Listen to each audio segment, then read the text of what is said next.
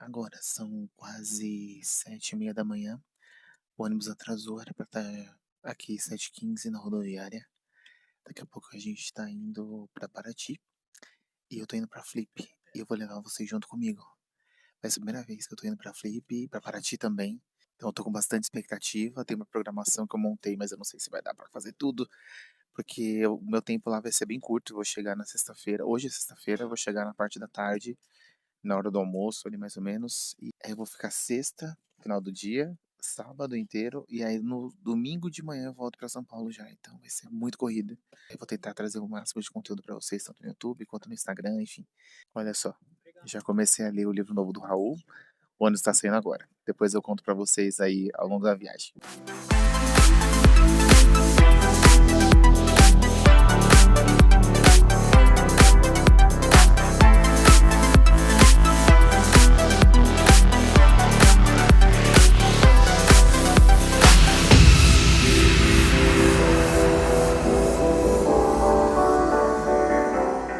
Estou em Paraty, na Flip, a Feira Literária Internacional de Paraty.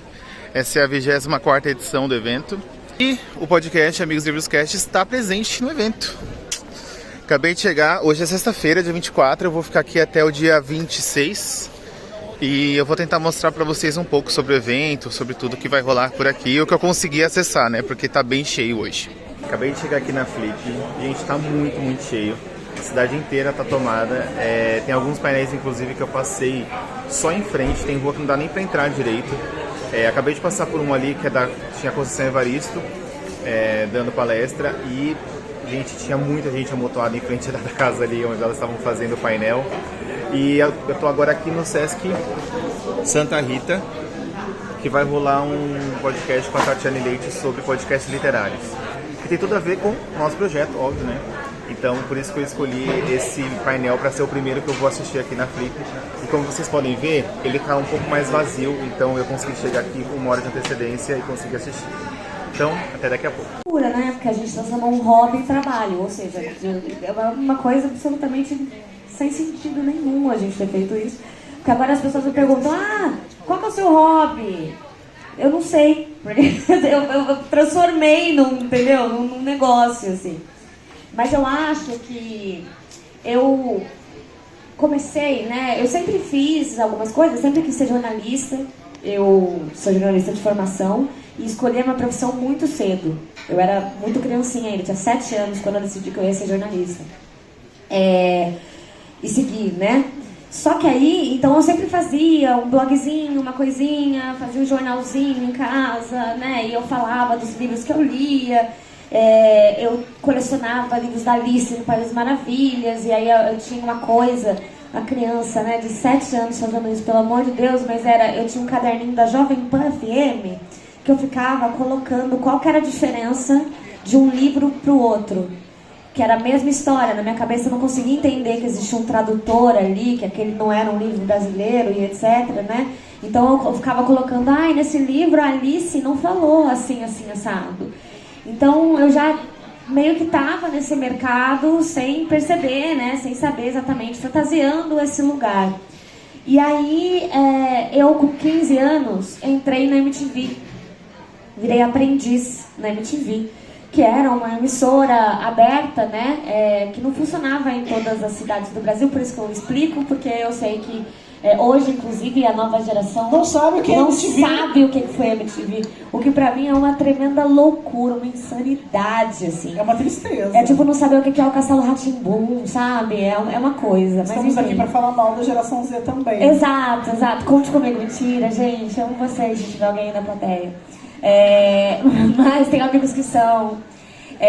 Mas aí na MTV, a MTV tinha uma coisa muito interessante, que era, eles ficavam 8 horas fora do ar, com aquela coisa de TV fora do ar, que era aquelas barrinhas coloridas, ou o negocinho preto e branco, e aí tinha uma informação que era, desliga a televisão e vai ler um livro. E era uma coisa muito louca, assim, porque anos 2000, e uma emissora ficar 8 horas fora do ar, só com esse aviso.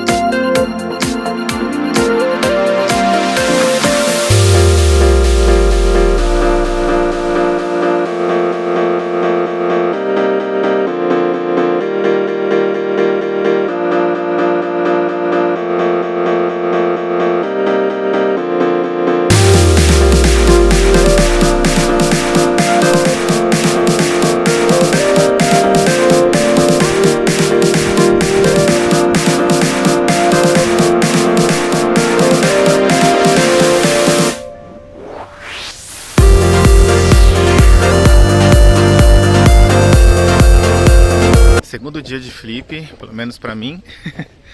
E, bom, acabei de chegar aqui, agora são 8h40 da manhã. Dessa vez eu preferi chegar cedo.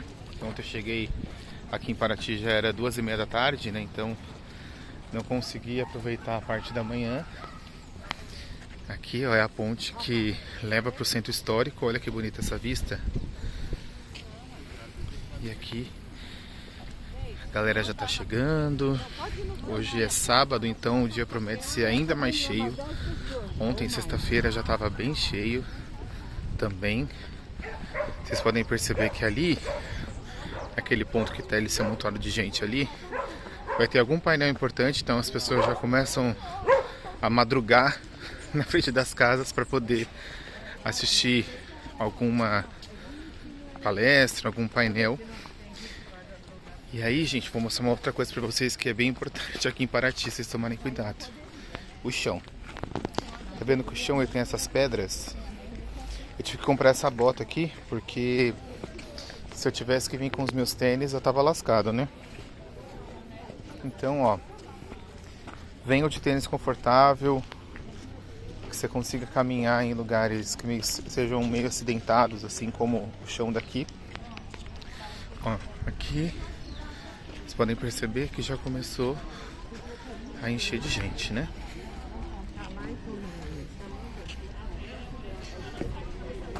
É a primeira mulher negra a integrar a Academia Brasileira.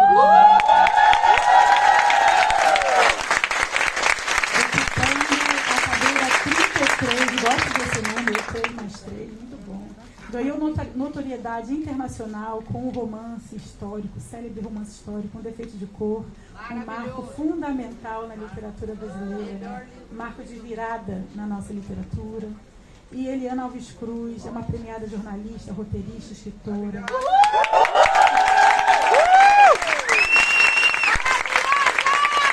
Destaca-se na literatura brasileira com o Prêmio Jabuti.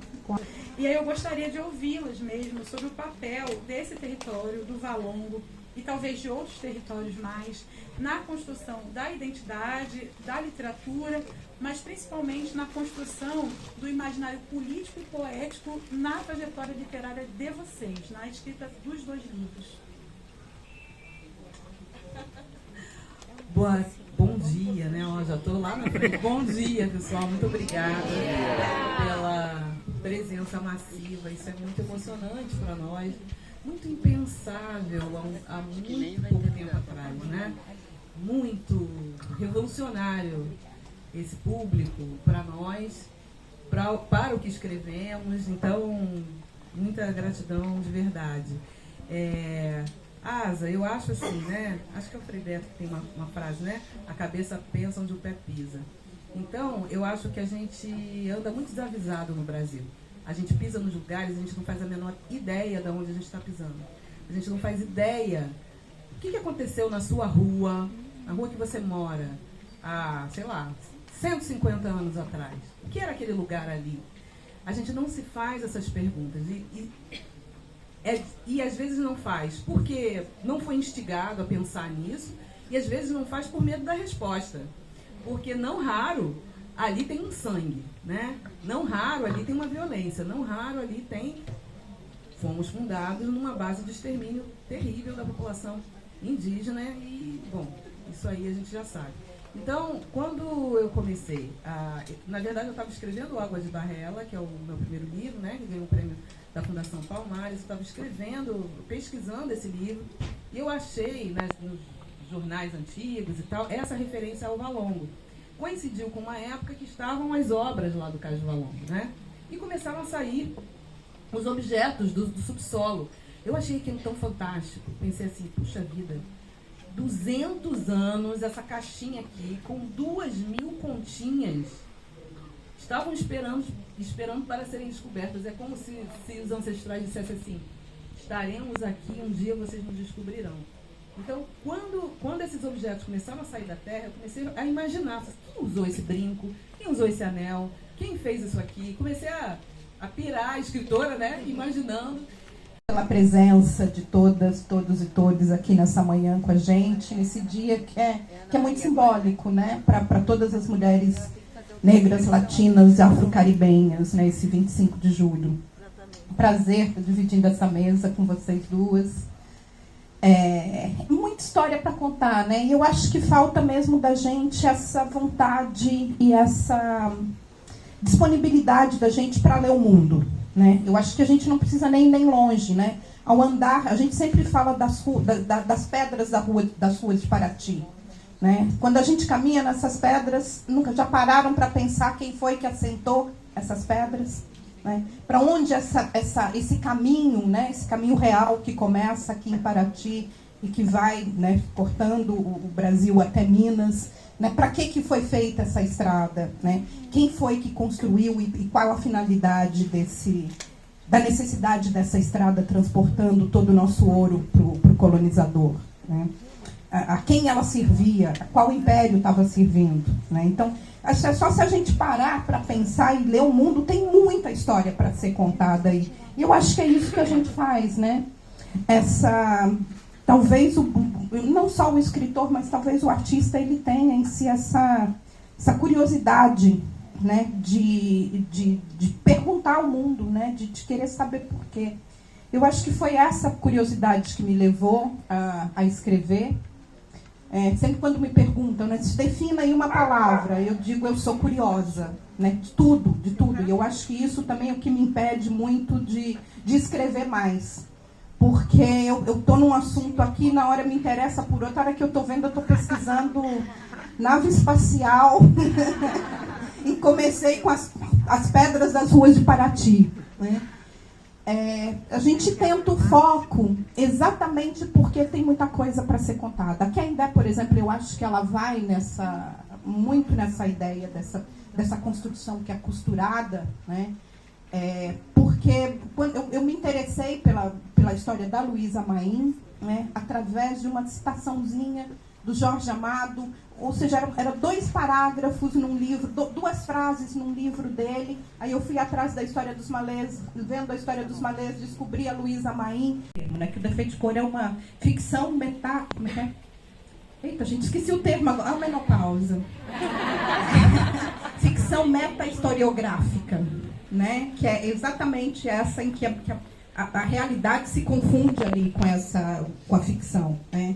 Então, mas pesquisa eu faço. Eu sou uma escritora de pesquisa. Eu não consigo começar nenhum trabalho sem pesquisa, né? Foram 2 anos. Mas eu não sei documentar. Me fala onde é que você achou. E muitas vezes eu ia usar alguma coisa, né, no livro, né? Eu não tinha nem anotado onde é que eu tinha achado, qual página. E eu tinha que ir para o material todo de novo para procurar aquela informação. Então, eu sou muito desorganizada, né? Em como é que fazia. Então, para escrever, por exemplo, o processo de escrita, né, que você quer dizer, eu fiquei 2 anos só lendo, né, e eu colei uma folha de sulfite na parede da minha casa, 100 folhas, que eu achava que eu ia escrever uma história que acontecesse durante 100 anos. 1 ano para cada folha, dividida em 3 colunas, e na primeira coluna, eu anotava, enquanto eu estava lendo, as ideias vão surgindo, eu anotava o que poderia acontecer na vida da protagonista. Na segunda coluna, o que acontecia na vida das pessoas que conviviam com ela, que poderiam afetar de alguma maneira a história dela. E na terceira coluna, o que acontecia na cidade, no país, no mundo, que também pudesse interferir com aquela história, né?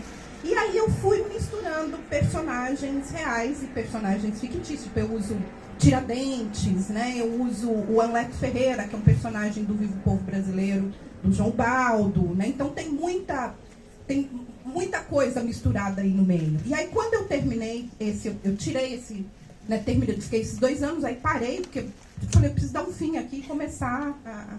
Eu uso também pesquisa para postergar, tá? Porque vem aquela, e se eu ler mais um e tiver uma informação ali, mais um, e mais um, e mais um, né? Então arranquei aquela folha, passei a limpo, e a partir dali eu comecei que eu falei, como se fosse uma estrutura de um sofá, né? O roteiro, né? E aí você vai colocando o estofo, né? Colocando os adornos, essa para mim é o processo de escrita, né? E acabo descobrindo também que eu adoro reescrever, né? Eu sou uma reescritora, né? Do Defeito de Cor foram 19 vezes, e tudo que eu tenho escrito a partir de então também tem sido esse processo, porque tirar a história, depois desse processo de pesquisa, né?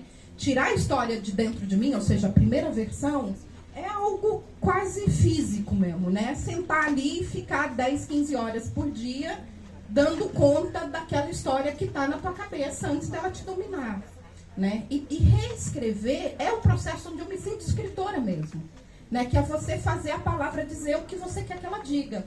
Porque muitas vezes ela não diz, né? Até você achar a frase perfeita, até achar a palavra perfeita. Esse burilar o texto ali, né? De você sentar e às vezes realmente ficar com uma página o dia inteiro, né? Até que aquela página, você espremer a página, né? Espremer a língua, até que ela diga, né? Fazer ela dizer o que você quer que ela diga.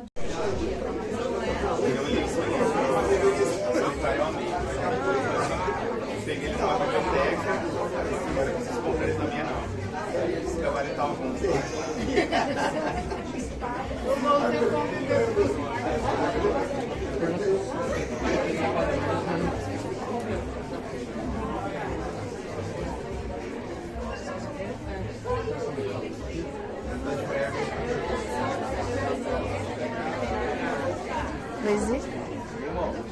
Obrigada.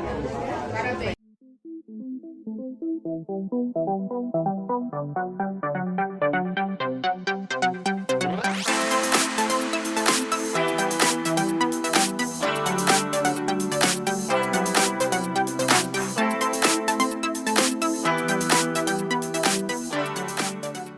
Uma calmaria que lhe renovava as esperanças. Procurava recuperar em suas lágrimas coisas boas que ninguém nunca poderia lhe tirar. Seus deuses, que sua gente chamava de orixás, eram grandes e poderosos. Também o vem sofrido, o disparado, mas nunca desistiram de ser felizes, realizados e eternos. A Detutu também não desistiria, prometeu a si mesma, afinal não tinha lhe tirado tudo. Ela tinha suas memórias, sabia quem era, de onde vinha. A todo, ¿no? No, carpe diem, hay que disfrutar. Bueno, cada uno lo suyo, ¿no? A mí no me gustan las respuestas en la literatura porque creo que los libros que me interesan plantean preguntas, ¿no? Y los escritores que creo que cuando se escribe de verdad, tú escribes alrededor de unos temas que te obsesionan y a los que sigues dando vueltas y aquello, si tienes suerte y perseveras, puede acabar convirtiéndose, ¿no? en una novela, pero nunca en una respuesta. Eu vou ter que falar do meu privilégio rapidamente, que é de ter chegado na Record há um pouquinho menos de um ano e serem os 2 livros que caíram no meu colo, já com o processo começado, já com leitura de Duda, minha querida editora que trabalha muito com as meninas, mas de ter, assim, a gente vai falar um pouco disso, mas esses 2 livros caíram no meu colo, já bem evoluídos. Eu saí de véspera, assim, sempre que eu acabo um livro, eu acho que ele será o último, porque eu coloco tanta energia nesse livro, né, nesse processo, que eu sempre acho, eu não tenho mais nada para falar disso tudo. Mas eu saí de véspera e depois fiz uma breve revisão na Natureza da Mordida. Não mudei nada estrutural, mas mudei coisas que eu acho pequenas, mas bem sensíveis, assim, na natureza. Acho que ficou mais do jeito que eu queria. E eu tinha pensado que isso até vocês vão ler um pouco disso nos meus agradecimentos de quando eu pensei que eu ficaria um bom tempo sem escrever e para ler, para viver e para ver se na hora que eu estivesse bem distraída uma história me capturasse assim e eu voltasse a escrever. Mas de repente minha vida virou uma loucura, assim. Eu atravessei 3 lutos muito difíceis para mim. Eu perdi meu psicanalista, minha mãe e minha sócia, assim. 3 pessoas muito próximas e muito do meu dia a dia, né? Pessoas muito que me estruturavam muito, assim. Então foi muito pesado. E a minha sócia teve uma particularidade, que ela teve um câncer de pâncreas. E eu vivi, ela entre o diagnóstico, que foi muito de repente, e a morte, foram 8 meses. Muito rápido, né? Num processo assim, a gente era sócia há quase 40 anos, numa agência de comunicação, que tinha mais de 100 pessoas. Eu estava saindo do luto da minha mãe, do luto do psicanalista. Na hora que ela teve o diagnóstico, eu tive uma coisa assim, muito louca, que foi uma concentração. Assim, eu vou fazer, eu vou dar conta do trabalho, vou dar conta. Tive uma determinação assim, muito forte. E fui vendo o processo de quimioterapia dela. Um dia fui visitá-la. Ela estava tão debilitada que eu cheguei em casa e abri o computador. Falei, preciso começar qualquer história. Eu preciso sair daqui. Preciso ir para qualquer mundo. E eu não sou uma pessoa que faço autoficção, porque eu me acho uma chata na autoficção. Eu acho que eu fico muito lamentosa, muito, assim, girando. Mas você já tentou? Eu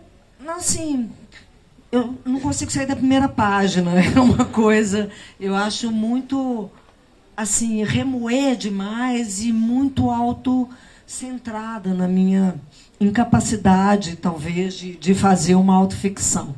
Então, quando eu vou para uma outra coisa, naturalmente, eu estou indo junto. Né? Assim, imaginar é sempre revelar um pouco de si mesmo. Não tem jeito. Né? Eu posso contar outro caso, como a gente diz lá em Minas. Eu posso contar outro caso, mas os afetos vão estar lá comigo. Né? E quando foi isso, então? Foi esse sentimento de uma ausência, assim, de uma ausência e de uma compreensão, talvez por isso esse nome, que demorou a chegar. Eu passei por vários nomes, inclusive A Espera foi um nome, Sopro foi outro nome, mas o quando trazia uma questão que foi muito clara para mim, que a gente está sobre o manto dessa palavra, desde que a gente nasce. A gente não sabe quando. E esse grande quando nosso talvez seja a nossa finitude, né? A gente saber que existe um quando. A gente passa batido, né, com um olhar que vai devolver um pouco de beleza, um pouco de dor, um pouco de tudo da vida. Né? A arte, ela nos leva realmente para essa outra coisa que não se sabe muito bem o que é.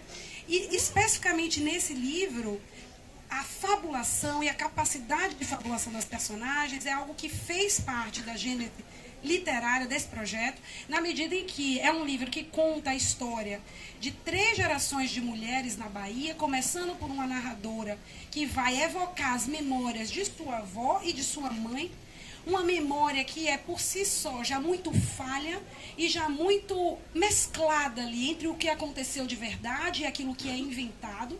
Temos uma narradora por si também muito inventiva, que está ali muito perto de tudo que é sobrenatural e que interpreta a vida sob essa lente do que é místico e do que é sobrenatural.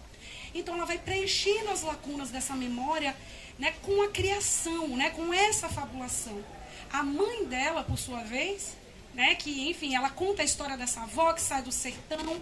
Essa mãe migra, por sua vez, para Salvador, para ser uma cafetina de grande sucesso na ladeira da montanha, em Salvador, nos anos 50, 60, era uma região de grande prostituição. E essa mulher constrói a sua carreira em cima da capacidade de fabulação. Tal como uma Sherazade, ela vai criando histórias ao redor de si, costurando identidades para si mesma, modificando o seu nome, modificando um pouco a sua aparência e contando histórias atrás de histórias, atrás de histórias. De modo que esses clientes, quando vinham frequentar essa mulher, como se dizia, eles não apenas estão interessados, né, nela fisicamente, mas inclusive naquilo também que ela fala, que ela cria, então nessas criações. Porque o que encanta, eu acredito, um público é a capacidade de contar histórias. Ela tinha essa capacidade de contar histórias. Esses homens voltavam ali o tempo inteiro atrás dessas histórias. De modo que também dessa forma ela não ficava reduzida a um contexto de muita violência e de muito abuso em que ela convivia, né, em períodos de ditadura militar, em períodos em que mulheres à margem, né, sofriam violências ainda piores do que de hoje. Mas também ela consegue justamente não se restringir a isso, ser mais do que isso, e celebrar a própria existência, celebrar também a existência de mulheres que vieram antes dela, através de todas essas histórias que ela contava. Então, a fabulação, para mim, é realmente a semente de uma história. O ponto, quando você abre um livro, você quer ler uma boa história, você quer ler alguma coisa que você não consegue fechar, que você precisa seguir adiante, e você precisa saber o que aconteceu, e que você precisa que isso te tire um pouco daquele cotidiano, daquela realidade. Você precisa olhar para tudo aquilo com esse olhar da infância, né? Com esse olhar vivo, novo. Então, para mim, a fabulação é algo extremamente valioso na literatura, é algo que orienta muito o meu trabalho como ficcionista, e especialmente nesse livro, eu acho que permeou desde a construção de personagens, até o enredo, até a forma de construção da linguagem. Sem dúvida nenhuma, assim, sem ler nem que seja um parágrafo, uma página. Eu tenho um livro, gente, no Kindle, no celular, físico, na bolsa. Vocês não vão me pegar sem livro. Eu não pego uma fila, que eu não tenho umas 2 opções, assim, de livro, para pelo menos, né, como, enfim, com o trabalho. Você me contou que uma vez você estava no cabeleireiro, que a cabeleireira falava que você lia muito, né? Meus cabeleireiros, tudo bisbilhado. Essa agora, o que é que você tá lendo, né? Então, já sou conhecida, porque, assim, o mínimo momento eu abro, e justamente, né, pelo trabalho jurídico e a maternidade, eu tenho uma filha de 2 anos, todo o mínimo tempo que eu tenho, eu realmente encaixo essa leitura, porque é isso que traz esse maravilhamento, né, que nos tira mesmo. É tão difícil, a gente abre as notícias, a gente abre a rede social, e meu Deus, aquele caos, assim, tudo de mal a pior, né, notícias terríveis, imensas violências, os custos de tudo que só sobem. E quando você abre um livro, né, você lembra, né, de quando você era criança, e você fantasiava com todos aqueles mundos. Eu estava agora na Flip Zona, na Flip Jovem, conversando com as mediadoras que são aqui, né, do ensino médio, e enfim, uma do ensino médio aqui de Paraty, a outra acabou de se tornar professora. E assim, o frescor que elas tinham, o olhar assim, de renovado realmente, não é aquele olhar de quem já se cansou. Então o livro, ele me coloca de volta nesse olhar de quem não se cansou, né, e nesse olhar que me torna mais perto, mais próxima dos outros seres humanos. Eu acho que é isso que os clubes de leitura, né, vêm aproveitando realmente, essa necessidade dessa sensação de comunidade, né? Então, de se sair um pouco da rede social e de estar entre pares ali, de estar realmente envolvido em algo que é eminentemente humano, que a inteligência artificial não vai nos tirar. Ela pode até nos copiar com algum grau de sucesso, mas que é eminentemente nosso. É isso que nos torna humanos, são essas vivências, esses olhares. E poder compartilhar isso é algo muito rico da nossa existência, né? Então, para mim, enfim, é vida mesmo, é uma forma de exercer a minha liberdade. Como diria o Antônio Cândido, o nosso tempo pertence aos nossos afetos, né? É a coisa mais valiosa que nós temos. Mesmo assim, eu tenho lembrança de que muito nova, depois de ler Monteiro Lobato, que foi realmente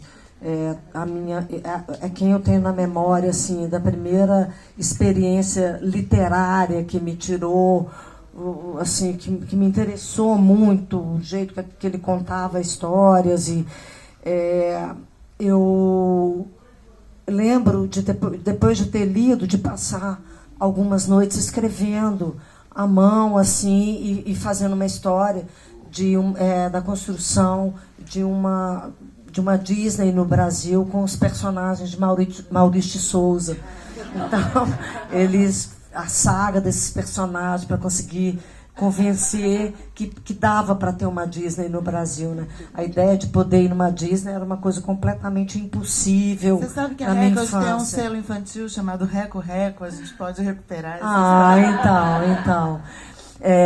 Bom, então eu tive essas experiências, também lembro de férias que eu ficava louca com a Agatha Christie, queria ler os livros de Agatha Christie, esse livro que me colocava assim, completamente envolvida, que eu não queria fazer outra coisa, que eu queria ficar lendo. Então, mas foi lá para os 20 e poucos anos, quando eu fui fazendo uma opção profissional de abrir agência, de ter essa coisa, que eu fui vendo que eu não ia levar adiante a vida de cantora, compositora, isso ia ficar um pouco ali, eu não ia conseguir fazer isso. E aí que eu fui me tornando uma leitora. E eu ainda sou uma leitora que corre atrás do prejuízo, porque nós vamos fazer... Quem realmente gosta de literatura vai correr atrás do prejuízo para o resto da vida, porque é insuportável. Além da gente ter os livros novos que a gente quer ler, a gente quer reler, né? A gente quer reler Grande Sertão Veredas. A gente quer reler um tanto de coisa. Você fala assim, o quê? Eu vou morrer sem reler de novo Grande Sertão Veredas? Né? Então, assim, isso dá na gente uma angústia, né, de acolher o novo e essa coisa da literatura. Então, e eu acho que a linguagem, para mim, é essa possibilidade de lidar com essas afetações, esse corpo perturbado que precisa de buscar na linguagem o sentido para conseguir retomar uma certa regularidade, um certo equilíbrio. Então, eu acredito muito nisso, assim, que as linguagens, de uma maneira geral, são, para mim, um processo de um jeito de estar no mundo, um jeito de ter saúde, um jeito de ter recursos para lidar com a vida.